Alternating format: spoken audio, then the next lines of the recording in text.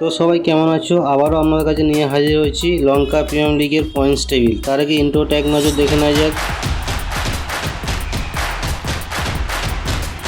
তো বন্ধুরা, ইন্ট্রো শেষে লঙ্কা প্রিমিয়াম লিগ 18তম ম্যাচ শেষ হয়ে গেছে। সেই 18তম ম্যাচের ফলাফল এবং ম্যাচ শেষে পয়েন্টস টেবিল এবং পরবর্তী ম্যাচের সময়সূচি এখন তুলে ধরছি।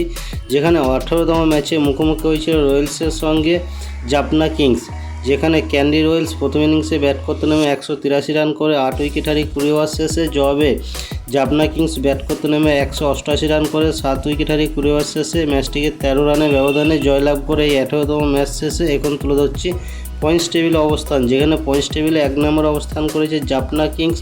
7 ম্যাচ খেলেছে, 5 ম্যাচ জিতে 2 ম্যাচ হেরে 10 পয়েন্ট পেয়েছে। 2 নম্বর অবস্থান করেছে গিল্যান্ট।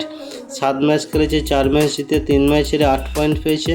3 নম্বর অবস্থান করেছে কলম্বো ক্যাপস। 7 ম্যাচ খেলেছে, 4 ম্যাচ জিতে 3 ম্যাচ হেরে 8 পয়েন্ট পেয়েছে। 4 নম্বর অবস্থান করেছে ক্যান্ডি রয়্যালস। 8 ম্যাচ খেলেছে, 3 ম্যাচ জিতে 5 ম্যাচ হেরে 6 পয়েন্ট পেয়েছে।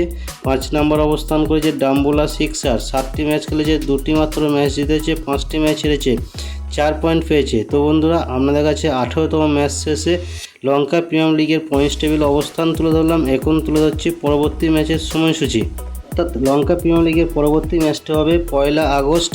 19তম ম্যাচটি পাল্লাকেলে কলম্বো কিংসের সাথে গিল্যান্টের মধ্যে সন্ধ্যা 7টা 30 ভারতীয় সময় অনুযায়ী এই ম্যাচটি শুরু হবে।